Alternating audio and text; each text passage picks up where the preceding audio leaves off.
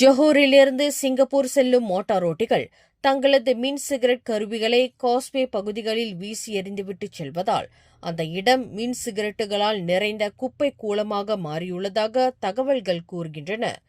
அதேவேளையில் கடந்த செப்டம்பர் 1ஆம் தேதி முதல் அட்டாமிடேட் என்ற ரசாயன பொருள் கொண்ட கேப்போட் என்ற மின் சிகரெட்டுகளை சி வகை போதைப் பொருளாக சிங்கப்பூர் அரசு பட்டியலிட்டுள்ளதால் கடந்த செப்டம்பர் 1ஆம் தேதி முதல் அங்கு சோதனைகள் கடுமையாக்கப்பட்டுள்ளன. 18 வயதிற்குட்பட்டோர் இந்த கேப்போட் மின் சிகரெட்டுகளுடன் பிடிபட்டால் முதல் தடவை $500 அபராதமும், இரண்டாவது முறை பிடிபட்டால் $700 அபராதமும் விதிக்கப்படும் என அறிவிக்கப்பட்டுள்ளது.